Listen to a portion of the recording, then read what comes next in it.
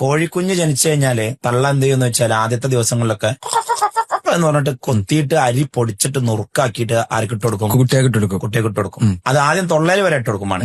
പിന്നെ അവർക്ക് നുറുക്കാക്കിയിട്ട് പൊടിച്ചിട്ട് നിലത്തിട്ട് കൊടുക്കും. കൊത്തി തിന്നടാന്ന് കണ്ടിട്ടുണ്ടോ? അത് കഴിഞ്ഞാൽ ഈ തള്ളക്കോഴി ഇങ്ങനെ കൊണ്ടുപോയിട്ട് ചെതലൊക്കെ ചിക്കിയിട്ട് കുട്ടികളോട് പറയും അവിടെ ചെതലുണ്ട്, മാണേ പോയി തിന്നോളി. കോഴി പോവില്ല. കാരണം വല്ല എറലാട്ടിയോ പരുന്തോ വന്നിട്ട് ഇതിനെ പിടിക്കുമോന്ന് അറിയാൻ വേണ്ടിട്ട് അവിടെ നിൽക്കും. കാരണം ചെറിയ കുട്ടികളല്ലേ. കുറച്ചും കൂടി കഴിഞ്ഞിട്ട് കോഴി ഇങ്ങനെ നടക്കും, അതിന്റെ കൂടെ കുട്ടികളും ഇങ്ങനെ നടക്കും. കോഴി ഇങ്ങനെ തിന്നും, ഇവിടൊക്കെ ഉണ്ടാവും, മാണേ തപ്പി തിന്നോളി എന്ന് പറയും. കുറച്ചും കൂടി കഴിഞ്ഞാല് കോഴി പറയും ഞാൻ ഈ വൈക്കാണ് പോണത്, നിങ്ങൾ ആ വൈക്ക് പോയിക്കോളി, എന്റെ പിന്നാലെ വന്നാല് നല്ല കൊത്തിയാട്ടാന്ന്. അപ്പൊ അത് ക്രൂരതയല്ല. ഓരോ സ്റ്റേജിലും കുട്ടിക്ക് കിട്ടേണ്ട സെൽഫ് ഡിപ്പെൻഡൻസി, സെൽഫ് സഫിഷ്യൻസി അത് കിട്ടിയേ പറ്റൂ. എല്ലാത്തിനും ഇൻസ്റ്റന്റ് ഗ്രാറ്റിഫിക്കേഷൻ, വെള്ളത്തിന് വെള്ളം, ഫുഡിന് ഫുഡ്, എല്ലാത്തിനും എല്ലാം റെഡിയായ കുട്ടി അവന്റെ ഏറ്റവും വലിയ രസകരം എന്താണെന്നറിയോ? അപ്പൊ നാളൊരിക്കൽ ഞാന് ഒരു കല്യാണം അറ്റൻഡ് ചെയ്ത് വരികയാണ്. അപ്പൊ ആ കല്യാണത്തിന് ഞങ്ങളൊക്കെ പ്ലേറ്റ് കഴുകുന്നുണ്ട്. ആ കല്യാണത്തിന്റെ റൂൾ അതാണ്, പ്ലേറ്റ് എല്ലാവരും കഴുകി വെക്കണം, അതാണ് അവിടുത്തെ റൂൾ.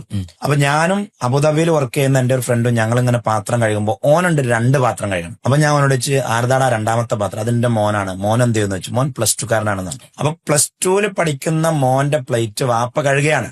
ഞാൻ പറഞ്ഞ അനക്കെട്ടിന്റെ പണി കിട്ടുന്നു, അനക്കെട്ടിന്റെ പണി കിട്ടും തന്നെ. അവനിപ്പോ ഒരു കോളേജിൽ കൊണ്ടുപോയി ചേർത്തിട്ട് അവിടെ നിൽക്കാൻ വയ്യ വാപ്പ എന്നാണ് അവൻ ഓടിപ്പോന്നു.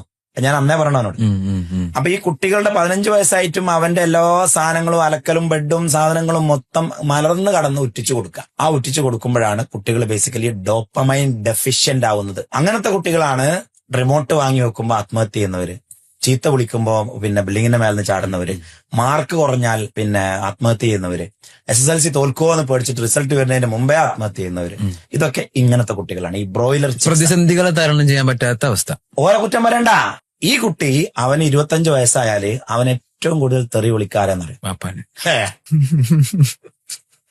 അവൻ ഏറ്റവും കൂടുതൽ തെറി വിളിക്കുക, എന്റെ ജീവിതത്തിൽ ചുക്കിനും ചുണ്ണാമ്പിനും കൊള്ളാതെ എന്നെ ആക്കി, ഒരു പ്രതിസന്ധിയും തരണം ചെയ്യാൻ പറ്റാതെ എന്നെ ജീവിതത്തിലേക്ക് കടത്തി വിട്ട്, എന്നെ ജോലിക്കും വിട്ട്, എന്റെ ഡിഗ്രിക്കും വിട്ട്, എന്നിട്ട് കല്യാണം കഴിപ്പിച്ച് ആകെ ഒരു മനുഷ്യന്റെ പ്രതിസന്ധികളൊന്നും ആലോചിക്കും. ഞാനിപ്പോ 16 കൊല്ലമായി കല്യാണം കഴിച്ചു.